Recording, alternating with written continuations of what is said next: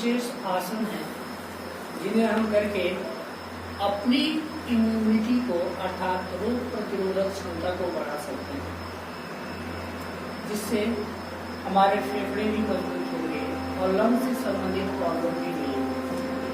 आइए कुछ विशेष आसन को करते हैं। इसमें सबसे पहला आसन है ताड़ आसन।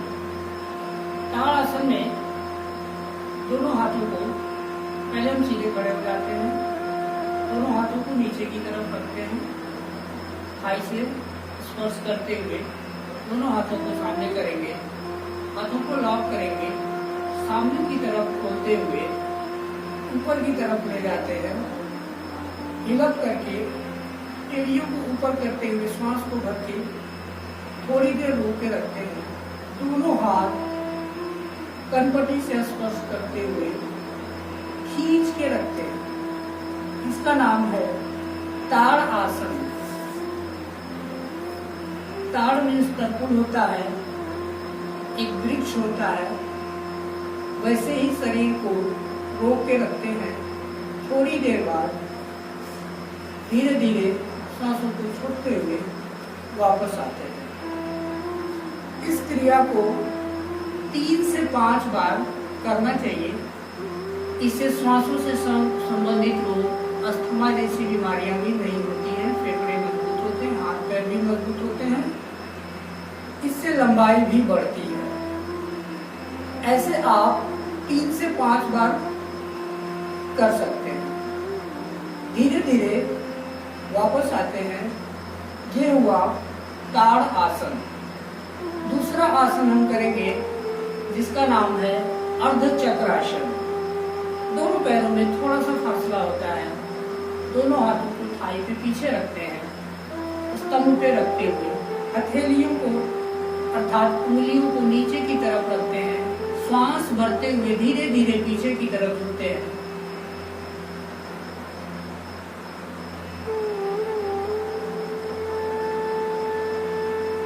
सांसों को छोड़ते हुए वापस आते हैं। एक बार पुनः इस क्रिया को समझें। सांसों को भरते हुए पीछे की तरफ झुकते हैं,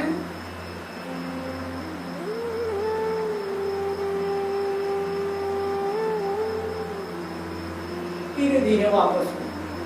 जिनको सांसों से संबंधित समस्या है, हार्ट की प्रॉब्लम है, ऐसे लोगों को श्वास लेते हुए हम झुकते हैं और उस अवस्था में भी श्वास समान गति से चलती रहती है। इनको ऐसी कोई विशेष समस्या ना हो तो पीछे झुक करके श्वास को रोक के रखते हैं और श्वास को छोड़ते हुए वापस आते हैं। इस क्रिया को भी 3 से 5 बार करना चाहिए।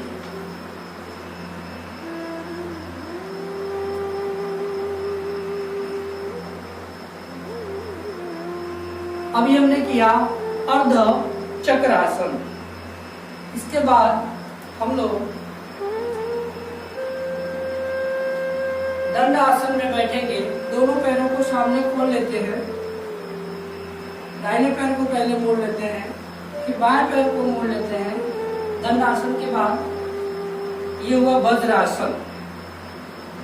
वज्रासन में बैठ के ऊपर घुटने के बल बैठ जाते हैं, दोनों हाथों को कमर पे रखते हैं। अब हम करेंगे उष्ट्रासन। उष्ट्रासन में सांसों को भरते हुए पीछे की तरफ झुकते हैं,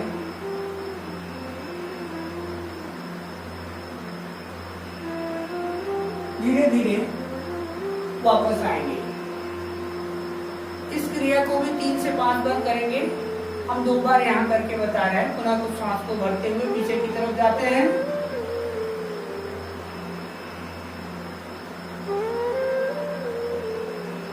धीरे धीरे वापस आते हैं। ये कमर दर्द के लिए भी विशेष उपयोगी होता है। ये अर्ध कुष्ठासन रहा, पूर्ण कुष्ठासन भी होता है, लेकिन वो अभ्यास के बाद आप कर सकते हैं। अभी आपको इतना समझना और करना है। इसके बाद सिंह आसन। सिंह आसन में दोनों हाथों को दोनों घुटने के बीच में रख लेते हैं, जैसे वज्रासन में बैठते हो, और दोनों पैरों को सामने खोल लेते हैं।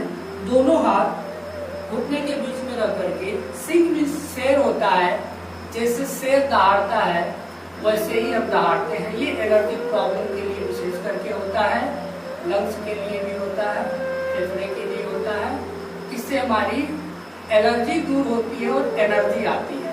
तो एलर्जी को खत्म करेगा, एनर्जी को बढ़ाएगा। आइए देखते हैं सिंहासन कैसे होता है। वैसे दहाड़ना है जैसे शेर दहाड़ना है।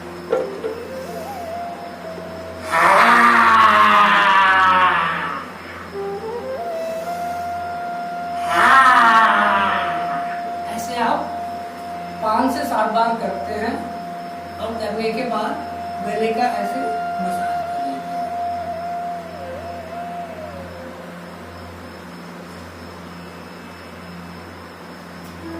दो आसन पेट के बल लेट के करने वाले हैं। उसके लिए हम पेट के बल ऐसे लेट जाते हैं। जिसमें पहला आसन है भुजंग आसन। भुजंग होता है सर, इसको स्नेक पोस्चर भी बोलते हैं। इसके लिए दोनों हाथों को पास में रखते हैं, ऐसे कंधे के पास। दोनों पैर आपस में मिले होते हैं और सामने से श्वास भरते हुए उठते हैं। कमर के आगे के भाग को उठाते हैं, आसमान की तरफ देखते हैं जैसे।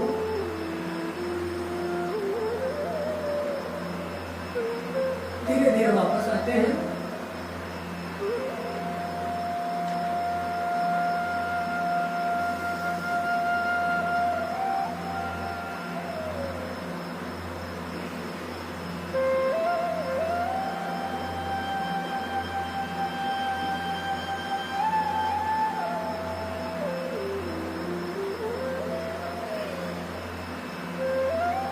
भुजंग आसन का दूसरा चरण होता है, बाएं हाथ को नीचे रखते हैं, दाएं हाथ को ऊपर रखते हैं, पुनः श्वास भरते हुए उठते हैं,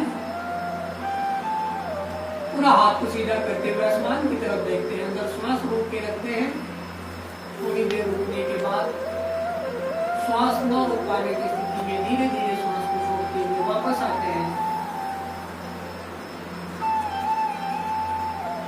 इसे हम 2 बार करके बता दे रहे हैं। आप इसे 5 से 7 बार कर सकते हैं।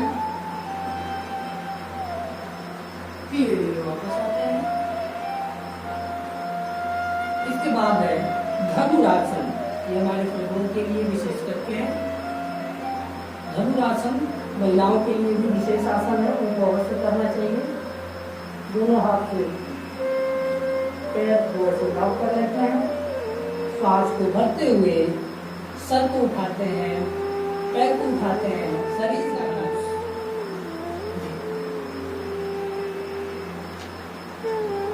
धीरे धीरे वापस आते हैं।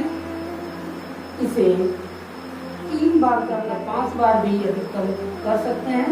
एक बार फिर से देखें।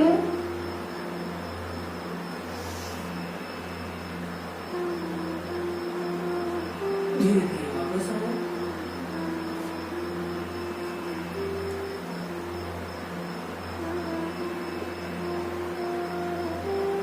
जब भी सोकर उठे तो दोनों पैरों को मोड़ के बाएं तरफ उठ के बैठ जाते हैं। अभी कुछ आसन हमने बताया जो विशेष करके इम्यूनिटी से रिलेटेड अर्थात रोग प्रतिरोधक क्षमता को बढ़ाएंगे, फेफड़े में बॉडी में पर्याप्त ऑक्सीजन जाएंगे, जिससे आप जवान और शक्तिशाली रहेंगे। तो इन आसनों का प्राणायाम, आसनों का अभ्यास प्रतिदिन अवश्य करें।